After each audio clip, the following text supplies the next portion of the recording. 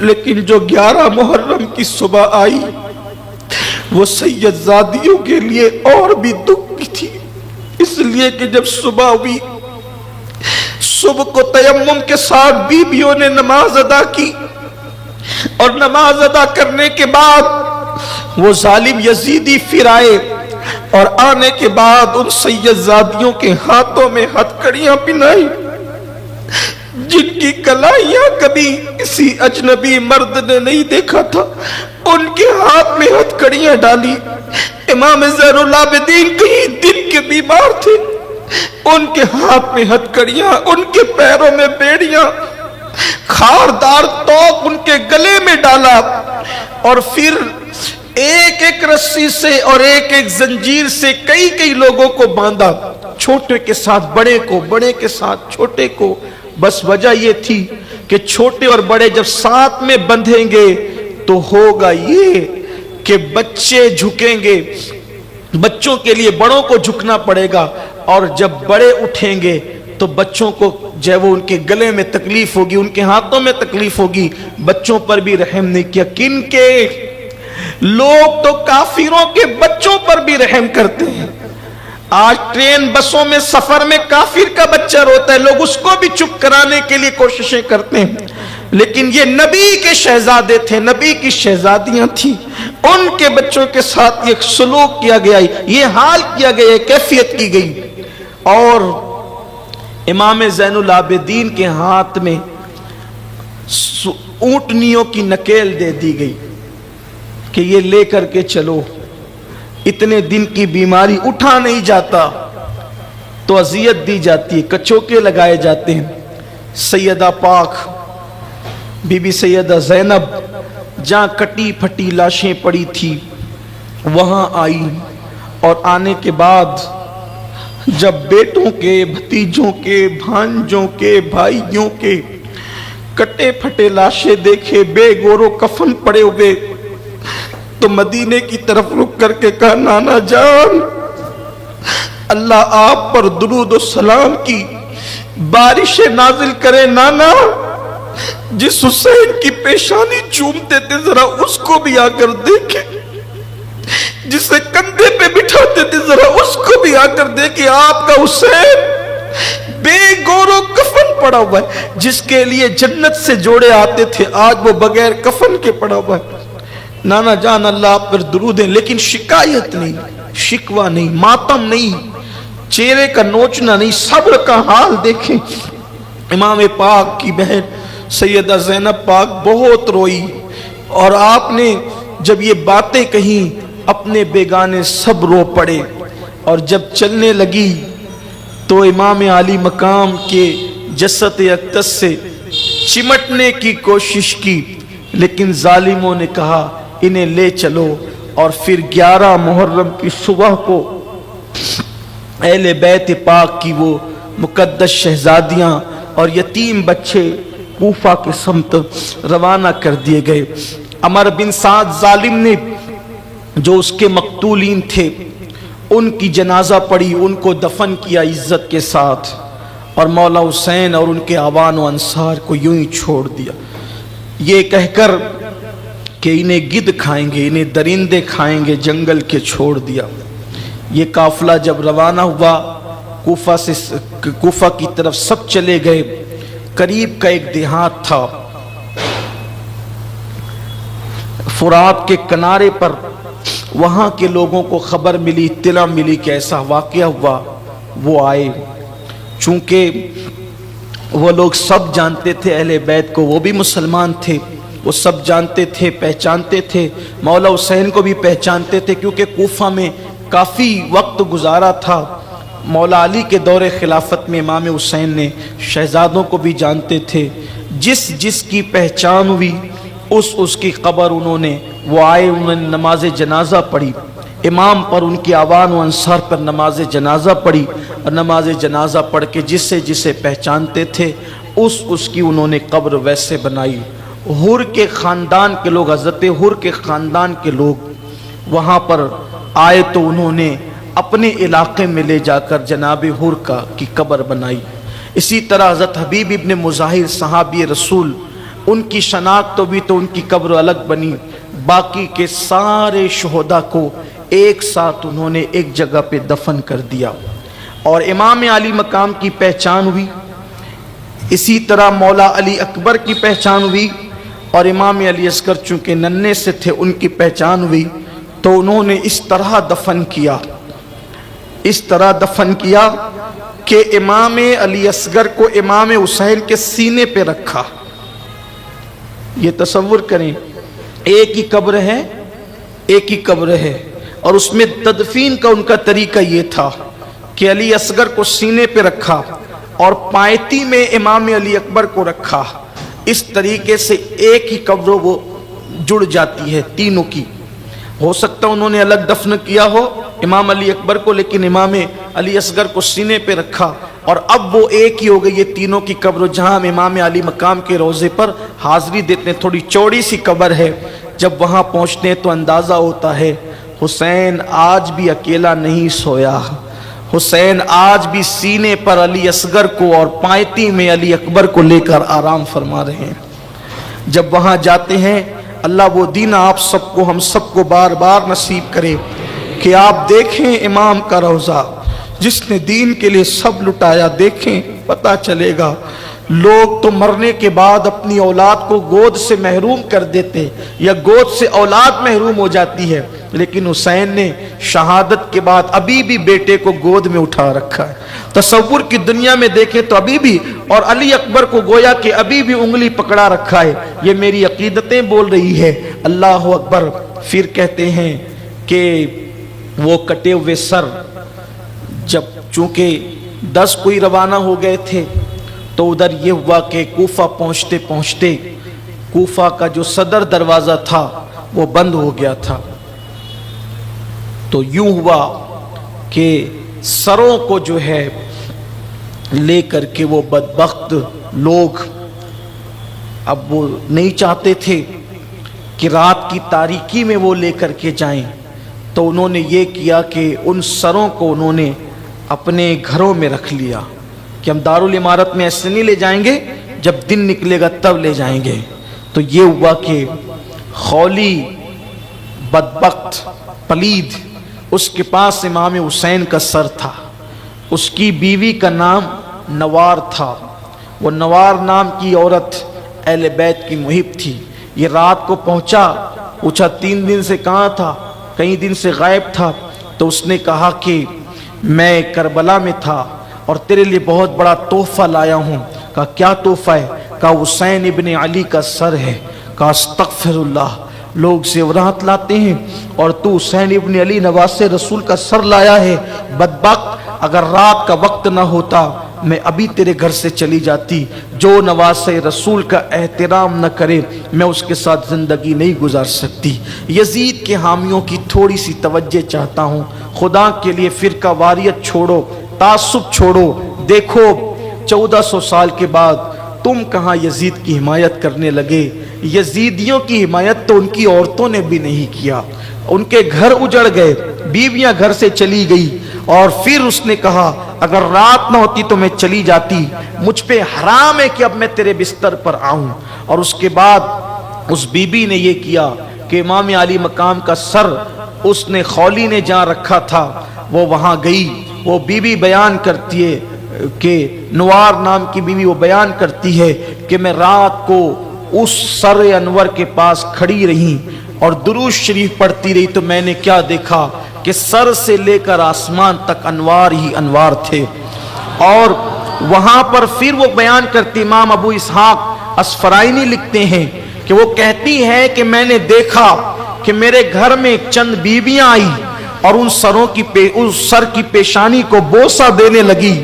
میں نے پوچھا، اور رو رہی تھی، میں نے پوچھا بیویوں تم کون ہو؟ تو انہوں نے، ایک بیوی نے کہا کہ میں ہاجرہ ہوں، ایک نے کہا میں حوا ہوں، ایک نے کہا میں فاطمہ بنت محمد ہوں، اور وہ سب رو رہی تھی۔ اللہ اکبر۔ پھر صبح ہوئی تو ان لوگوں نے وہ قافلہ اور یہ قافلہ، سروں کا قافلہ اور یہ قافلہ، پھر انہوں نے کوفہ میں گھمانے کے پلاننگ سے جو ہے وہ کوفہ شہر کے اندر پھر یہ داخل کیا۔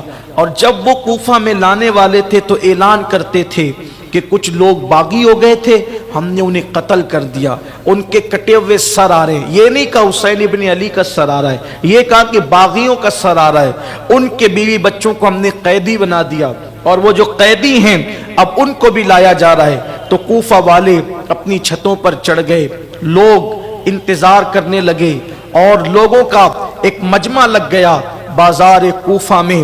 اب گویا کہ تماشائی بن کر لوگ کھڑے ہیں، کن باغیوں کا سر آ رہا ہے، کن قیدیوں کو لایا جا رہا ہے۔ لوگ چھتوں پر چڑھ گئے، انتظار کرنے لگے۔ جب سر نیزوں پر بلند ہوئے اور نیزوں پر سر چڑھائے گئے تو اللہ اکبر، جب یہ قافلہ چلا تو لوگ دیکھ رہے تھے، کچھ پہچاننے والوں نے پہچانا، کچھ لوگوں نے نہیں پہچانا۔ جو لوگ پہچان گئے وہ رونے لگے، ماتم کرنے لگے۔ سیدہ زینب نے کہا، کوفہ والو تم نے میرے بھائی کو خطوط لکھ کر کے بلایا، کوفہ والو تم نے میرے بھائی سے جھوٹی محبت کا اظہار کیا، کوفہ والو تم نے مہمان بنا کر بلایا، تمہاری میزبانی قیامت تک یاد کی جائے گی۔ آج تمہارا رونا پیٹنا ماتم کرنا یہ تمہیں کبھی نجات نہیں دلائے گا، جاؤ تم قیامت تک روتے پیٹتے ماتم کرتے رہو گے۔ تم نے بلا کر دھوکہ دیا میرے بھائی کو، اور تم نے اس کے خاندان کے ساتھ یہ کیا کہ پورا گھرانہ کٹ گیا، پورا گھرانہ لٹ گیا۔ بی بی زینب پاک یوں کہتی تھی، وہ روتے تھے۔ ایسے میں ایک گھر کے قریب سے گزرے، تو چونکہ یہ اونٹوں کی ننگی پیٹ پر بیٹھے ہوئے تھے، عورتیں چھتوں پر تھی تو اونٹ کی پیٹ اور چھت کی برابر ہو جاتے تھے۔ تو ایک عورت نے جب یہ قافلہ دیکھا اور قافلہ دیکھ کر کے کہا کہ کچھ صدقے کی روٹیاں ہیں، تو وہ روٹیاں اس طرف پھینکا۔ بچے بھوکے تھے، شہزادگان بھوکے تھے۔ میں پھر کہتا ہوں تقریر کی رو میں بار بار بچے کہہ دیتا ہوں یا کہہ رہا ہوں، اللہ کی بارگاہ میں معافی کا طلبگار ہوں، کوئی گناہ کی بات نہیں ہے، لیکن ہمارا عشق اجازت نہیں دیتا۔ شہزادگان شہزادیاں بھوکے تھے، جب وہ صدقے کی روٹیاں کھجور پانی پھینکتے تو اس وقت سیدہ سکینہ نے کہا، پھپھی امی کئی دن کی بھوک ہے، کیا اس وقت ہم کھا سکتے ہیں؟ کہا نہیں بیٹا، آل محمد پہ صدقہ حرام ہے، ہم صدقہ نہیں کھاتے۔ ایسے میں جو خاتون روٹیاں پھینک رہی تھی اس طرف بی بی سیدہ زینب نے چونکہ اپنا چہرہ بالوں سے چھپا رکھا تھا، کہنے لگی یہ کیا ہے؟ تو کہا کہ یہ صدقہ ہے، اس لیے کہ میں میرے مولا حسین کی طرف سے روزانہ صدقہ نکالتی ہوں تاکہ ان کی عمر میں اضافہ ہو، اور میری تمنا ہے، بہت طویل دن ہو گئے میں نے نہ حسین کو دیکھا نہ زینب کو دیکھا، نہ میں نے حسین کو دیکھا نہ زینب کو دیکھا۔ کہتے ہیں کہ قیدیوں کی دعا مسافروں کی دعا رد نہیں ہوتی، اے ننھی سی بچی دعا کر، یہ میرے حسین کا صدقہ کھا کر دعا کر کہ جلدی سے مجھے حسین کی زیارت ہو اور میری بیوی سیدہ زینب کی زیارت ہو۔ یہ سن کر سیدہ زینب زار زار رو پڑی اور فرمایا کہ وہ جو آگے سر جا رہا ہے وہ تیرے حسین کا سر ہے، اور جس کو تو دیکھ رہی حالت اسیری میں یہ زینب ہے۔ اس کی چیخ نکل گئی، وہ بے ہوش ہو گئی۔ بازاروں میں کئی دن تک قافلے کو پھرایا گیا، اور اس کے بعد جب دارالامارت کوفہ کے اندر یہ لائے گئے، سیدہ زینب جب گورنر ہاؤس میں آئی تو آپ نے کپڑے بدل لیے، سیدہ زینب نے کپڑے تبدیل کر لیے، اور میلے کپڑے، بالکل میلے کپڑے پہن لیے۔ سیدہ زینب پاک نے کسی طرح سے خدا جانے جو طریقہ ہو مورخین نے لکھا ہے، اور پھر اس کے بعد نبی کی شہزادیوں کو، نبی کے گھر کے بچوں کو ہاتھ میں ہتکڑیاں اور پیر میں بیڑیاں ڈال کر کھڑا کیا گیا۔ جن کی امی کی تعظیم کے لیے مصطفیٰ جان رحمت اٹھ کر کھڑے ہوتے تھے، آج ان کی بیٹیاں کوفہ کے دارال امارت کے اندر کھڑی ہوئی ہے، نہ سر پر چادریں ہیں، جس کے نانا نے حاتم تائی کی بیٹی کے سر پہ چادر ڈال کر کہا بیٹی کسی کی بھی ہو بیٹی تو بیٹی ہوتی ہے، جس نے بے چادروں کو چادر دی، جس نے بے آبروؤں کو آبرو دی، جس نے ذلیلوں کو عزت دی، جس نے گمراہوں کو ہدایت دی، جس نے کنگالوں کو مالا مال کیا، آج اسی کے گھر کی بیٹیاں ہاتھ میں ہتھکڑیاں پہن کر پیروں میں بیڑیاں پہن کے بغیر چادر کے کھڑی ہے، کوئی بیٹھنے کے لیے بھی نہیں کہتا۔ ایسے میں امام کا کٹا ہوا سر ایک تشت میں رکھا ہوا ہے، ابن زیاد بدن ہاتھ بانی فساد وہ ملعون ہاتھ میں چھڑی لے کر امام حسین کے لبوں پر چھڑی لگاتا ہے اور کہتا ہے حسین تو کتنا خوبصورت ہے، تیرے دانت کتنے حسین ہیں۔ حضرت سیدنا زید بن ارقم وہاں پر موجود تھے، وہ کہتے ہیں بدبخت اس لب کو چھڑی نہ لگا، میں نے بار بار مصطفیٰ جان رحمت کو یہ لبوں کو چومتے دیکھا ہے، تو چھڑی لگا کے بے ادبی کرتا ہے۔ اس نے کہا بدبخت نے کہ اگر تو بڈھا ہو کر سٹ نہ گیا ہوتا تو میں تجھے قتل کر دیتا۔ وہ اٹھے روتے ہوئے کہا لوگوں تم نے نبی کی آل کے ساتھ دھوکہ کیا اور ابن مرجانہ کو اپنا امیر مان لیا، سنو یہ وہ پلید اور بدبخت لوگ ہیں کہ امام علی مقام کی شہادت کی بات تمہارے اچھوں کو قتل کریں گے، تمہارے بروں کو یہ بڑھاوا دیں گے۔ یہ کہتے ہوئے نکل کر چلے گئے۔ اس کے بعد ابن زیاد نے کہا یہ عورت کھڑی ہے کون ہے؟ سیدہ نے کوئی جواب نہیں دیا۔ پھر پوچھا کون ہے یہ؟ پھر کوئی جواب نہیں دیا۔ پھر کہا کون ہے یہ؟ تو کوفہ کی کچھ عورتیں ساتھ ہو گئی تھی، ایک عورت نے کہا یہ بی بی سیدہ زینب پاک ہے، حسین کی بہن۔ ہاں۔ اس نے کہا دیکھا اللہ نے ہم سچوں کو کیسی مدد کی اور تمہارے بھائی کا کیا انجام کیا؟ سیدہ نے فرمایا سیدہ زینب نے اللہ نے اس کی شہادت لکھی تھی میرے بھائی کی جو پوری ہوئی، اور اللہ کی مدد میرے بھائی کے ساتھ ہے، تمہارے ساتھ نہیں۔ تو فاسق، تیرا باپ فاسق اور تیرا امیر یزید فاسق، میرے بھائی تو سچائی اور صداقت پر تھا۔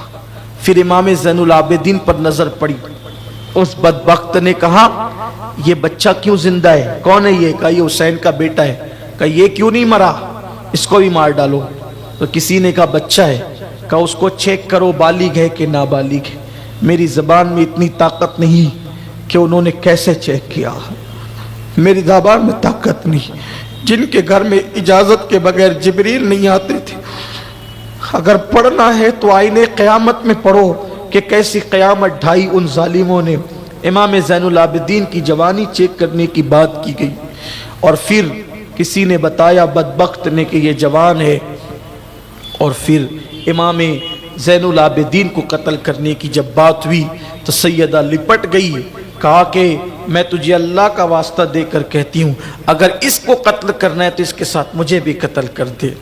امام زین العابدین نے بیمار تھے، ہتھکڑیاں تھی، تھکن تھی، سب تھا، فرمایا شہید کر دو مجھے، لیکن ایک وصیت کرتا ہوں اس قافلے کے ساتھ کسی شریف انسان کو کر دینا تاکہ خیر و عافیت کے ساتھ حفاظت کے ساتھ یہ بیبیاں مدینہ منورہ تک پہنچ جائے۔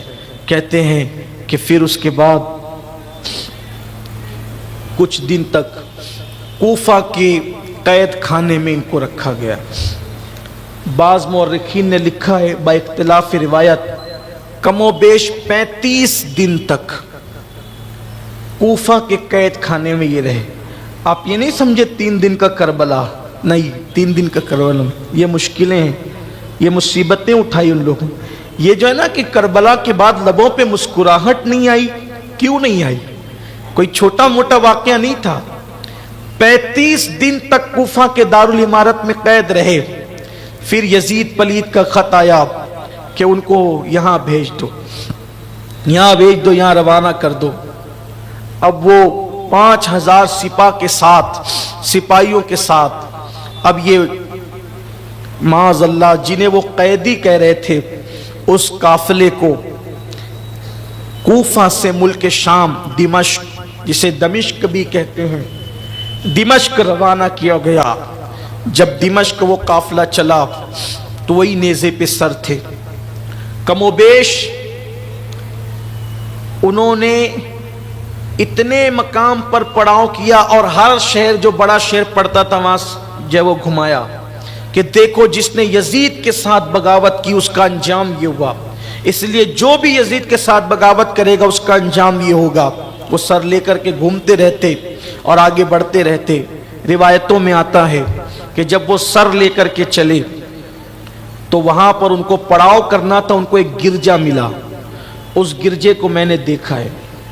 میں جب ملک شام گیا 2005 میں تو میں نے اس گرجے کو دیکھا۔ وہ گرجا ملا، پتھر کا بھی پتھر کا وہ بنا ہوا ہے، گرجا ان کو ملا۔ وہ گرجا کے پاس رکے اور وہاں انہوں نے پڑاؤ کیا۔ گرجا کا راہب کبھی باہر نہیں آتا تھا گرجا سے، اس کو کچھ محسوس ہوا، وہ گرجا سے باہر آیا اور گرجا سے باہر آنے کے بعد اس نے کہا یہ کس کا سر ہے؟ تو کہا یہ ہمارے نبی کے نواسے کا سر ہے۔ یہ کون لوگ ہے؟ کہا یہ شیطانیاں ہیں۔ تو اس نے کہا تم کون لوگ ہو؟ کہا کہ انہوں نے بغاوت کی، معاذ اللہ ہم نے قتل کر دیا۔ کہا کہ کیسے لوگ ہو تم نے اپنے نبی کے بیٹے کا سر قلم کر دیا اور ان کی گھر والوں کو یہ انجام کیا تم نے؟ پھر اس راہب نے کہا دیکھو میری پوری زندگی کی کمائی 10,000 درہم ہے، پوری زندگی میں نے اتنا کمایا، یہ سب تمہیں دیتا ہوں، ایک رات کے لیے یہ سر مجھے دے دو، ایک رات کے لیے یہ سر مجھے دے دو اور ان سیدانیوں کی مجھے خدمت کا موقع دے دو۔ انہیں تو پیسے چاہیے تھے، 10,000 مل رہے تھے، 10,000 لے لیے، سر دے دیا۔ وہ راہب پوری رات اس سر کے سامنے کھڑا رہا، زلفیں صاف کی، گرد و غبار صاف کیا۔ امام علی مقام کے کٹے ہوئے سر سے اس وقت بھی خون کا اثر تھا، خون کا اثر اس وقت بھی تھا۔ اس کو پتھر پہ رکھا، وہ پتھر ابھی بھی گرجا میں موجود ہے۔ اب وہ گرجا نہیں ہے، وہ مسجد ہے۔ تو جب میں گیا تھا تو مسجد ہی تھی، تو اس پتھر پہ رکھا تو اس پہ خون کا اثر تھا، آج بھی خون کا وہ اثر ہے۔ اور کہا جاتا ہے کہ تقریباً 225 سال تک، کربلا کے واقعے کے بعد 225 سال تک جب بھی یوم عاشورہ آتا وہ خون پھر تازہ ہو جاتا، جب بھی یوم عاشورہ آتا وہ خون پھر تازہ ہو جاتا۔ لیکن اس کے 225 سال کے بعد پھر وہ کیفیت نہیں دیکھی، لیکن خون کا اثر اب بھی اس پتھر پر موجود ہے۔ وہ میں نے اپنی آنکھ سے دیکھا ہے، اللہ شاہد ہے کہ ابھی بھی وہ خون نظر آتا ہے۔ اللہ اکبر۔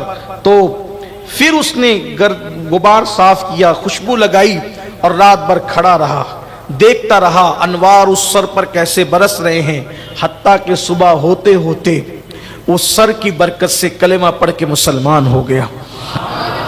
امام کے کٹے ہوئے سر کی برکت، یعنی کیا اس نے خدمت کی، اس لیے کہ قدرت کو منظور نہیں کہ کوئی اہل بیت کی غلامی کر کے بھی جہنم میں جائے۔ اللہ نے ایمان کی دولت عطا فرما دی۔ اس کے بعد پھر وہ وہاں سے نکلے، قافلہ آگے بڑھا۔ اب اختصار کے ساتھ بات کی جاتی ہے اور اب اتنی ہمت کہاں کہ ہر بات کی جائے، اتنی حوصلہ کہاں ہر بات کی جائے۔ بس اب آپ کے سامنے یہ سفر کو مکمل کیا جاتا ہے کہ پھر وہ قافلہ آگے بڑھا اور دمشق سے کچھ دور کے فاصلے پر ان کو روکا گیا، اور جب روکا گیا تو ادھر یزید کو خط لکھا گیا کہ قافلہ دمشق کے قریب پہنچ چکا ہے۔ یزید نے پورا دمشق سجوایا، دمشق سجوایا گیا۔ جو لوگ یزید کے حمایتی وہ بھی لکھتے ہیں، انہیں پتا ہے کہ دمشق سجایا گیا۔ اگر یزید کو دکھ تھا شہادت کا، سجوایا کیوں؟ 700 کرسیاں منگوائی اور راستے پر لگائی تاکہ وہ تماشا دیکھیں اہل بیت کے آنے والے قافلے کا۔ ڈھول بجائے گئے، نقارے بجائے گئے کہ وہ قافلہ آ رہا ہے۔ اللہ اکبر۔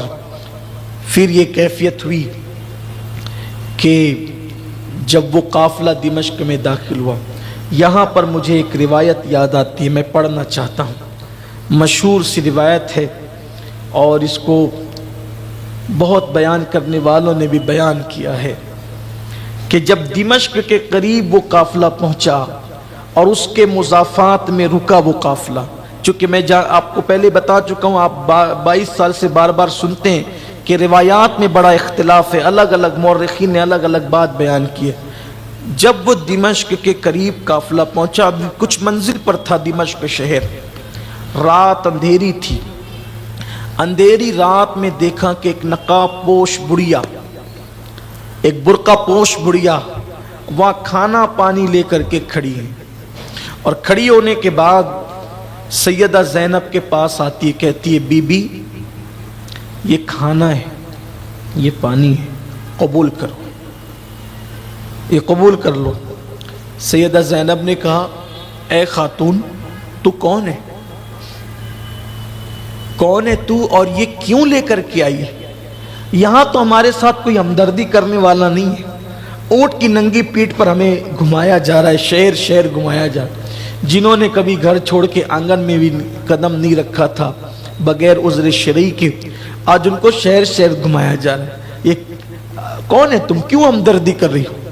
اس نے کہا بی بی اندھیرا تھا، بات اتنی ہے، سیدہ پاک نے اپنے بالوں سے چہرہ چھپا رکھا تھا، بات اتنی ہے کہ میں سیدہ فاطمۃ الزہرا کی کنیز ہوں، میں کنیز ہوں ان کی، اور میرا نام فضہ ہے، میرا نام فضہ ہے۔ بس بات اتنی ہے کہ جس وقت سیدہ فاطمہ دنیا سے جا رہی تھی تو انہوں نے مجھے وصیت کی تھی فضہ سن 60 ہجری کے بعد ایک قافلہ آئے گا دمشق، 60 ہجری کے بعد ایک قافلہ آئے گا دمشق میں، ان کی خدمت کرنا، ان کو کھلانا پلانا، خدمت کرنا۔ اس پر میری روح بہت خوش ہوگی۔ بی بی چونکہ فاطمہ میری شہزادی ہے، میں ان کی کنیز ہوں، لیکن میں نے زندگی کا بڑا حصہ ان کی غلامی میں گزارا۔ جب ان کا وصال ہو گیا پھر حالات ایسے بنے کہ میں نے مدینے میں رہنا مناسب نہیں سمجھا، تو پھر میں مدینے چھوڑ کر دمشق آ گئی ہوں، اور اب اتنی بوڑھی ہو گئی ہوں کہ میں دوبارہ مدینے جانے کی ہمت نہیں کرتی۔ اب بس ایک تمنا ہے میری، ایک تمنا ہے کہ جب میں مدینے سے نکلی تھی بی بی زہرا پاک کے وصال کے بعد، تو میری گود میں ایک بچی بی بی کی پرورش پاتی تھی، اس کا نام زینب تھا، اور وہ میری بی بی کی بڑی ہمشبی اور ہمشکل تھی۔ چونکہ بی بی نے کہا کہ اس قافلے کی خدمت کرنا، تو ہر رات سن 60 ہجری جیسی لگی، ہر رات میں کھانا پانی لے کر آتی ہوں، شام سے کھڑی ہوتی ہوں، صبح تک رہتی ہوں، قافلہ نہیں آتا چلی جاتی ہوں، پھر دوسرے دن آتی ہوں، پھر قافلہ نہیں آتا چلی جاتی ہوں۔ آج تم ملے مراد پوری ہوئی، اب یہ خدمت قبول کرو اور ایک دعا کر دو، کیونکہ میری بی بی نے تمہارے لیے خدمت کے لیے کہا تم معمولی لوگ تو نہیں ہو، تو دعا کر دو بس کہ مرنے سے پہلے ایک بار میں زینب کو دیکھ لوں اور حسین کو دیکھ لوں، کیونکہ یہ دونوں میری گود میں پلے ہیں، ایک بار دیکھنا چاہتا، دعا کر دو بی بی، بس اتنا سننا تھا۔ زینب پھوٹ پھوٹ کے رونے لگی، اور روتے روتے جب سسکیاں بلند ہونے لگی تو فضہ نے پوچھا بی بی کیا بات ہے کہ میں زینب کا ذکر کرتی ہوں اور حسین کا ذکر کرتی ہوں تو تیرے جذبات بے قابو ہو جاتے ہیں؟ کیا نسبت ہے تجھے زینب سے، کیا نسبت ہے تجھے حسین سے؟ تو سیدہ نے کہا وہ جو کٹا ہوا سر ہے وہی حسین کا سر ہے، اور یہ جو ہاتھ میں ہتھکڑیاں پیر میں بیڑیاں ہیں یہی زینب ہے۔ اللہ اکبر۔ پوچھا بی بی یہ حال کیسے ہوا؟ سیدہ پاک نے کچھ باتیں بتائی، اور پھر فضہ ساتھ ہو گئی، سیدہ فضہ ساتھ ہو گئی۔ پھر یہ قافلہ دمشق میں صبح کے وقت داخل ہوا، اور داخل ہونے کے بعد پھر دمشق میں پھرایا گیا۔ ایک صحابی رضی اللہ تعالی عنہ وہاں پر حضرت सुहैल रदी अल्लाह ताला अन्हु, सुहैल इब्न साद तिजारत के लिए मुल्क शाम आए थे मदीना मुनव्वरा से। जब देखा कि दिमश्क सज रहा है, ढोल बजने, ऐलान हो रहे हैं, तो पूछे ये खुशी का मौका क्या है यहाँ? तो बताया गया कि हुसैन को कत्ल कर दिया गया, कटे हुए सर और उनके अहले बैत का काफिला आ रहा है। तो आपने पूछा कि किस दरवाजे से वो दाखिल होंगे? तो कहा कि बाबू सआ से वो दाखिल होंगे। तो आपने कोशिश करके वहाँ पर जगह बनाई और उसके बाद जब कटे हुए सरों को देखा और बीबियों को कैदी की हालत में देखा, रो पड़े, बर्दाश्त न कर सके। हिम्मत नहीं थी कि जा करके कुछ बात करते। सबसे छोटी उम्र सैयदा सकीना की थी। सकीना के पास जाकर, बीबी कोई मदद कर सकता हूँ? तो हज़रत सुहैल से उन्होंने कहा कि आप कौन हैं? यहाँ तो हमारा कोई हमदर्दी नहीं, आपके नबी का सहाबी हूँ, आपके नाना का सहाबी हूँ, अहले बैत का मुहिम हूँ, कुछ खिदमत करना चाहता हूँ। कि अगर कुछ करना चाहते हैं तो एक काम करें, इन सरों को आगे करवा दें, क्योंकि जब लोग सर देखते हैं तो हमें भी देखते हैं। सर आगे हो जाएंगे तो लोग सर देखने में मसरूफ रहेंगे, तो हमें नहीं देखेंगे, हमसे तवज्जो हट जाएगी।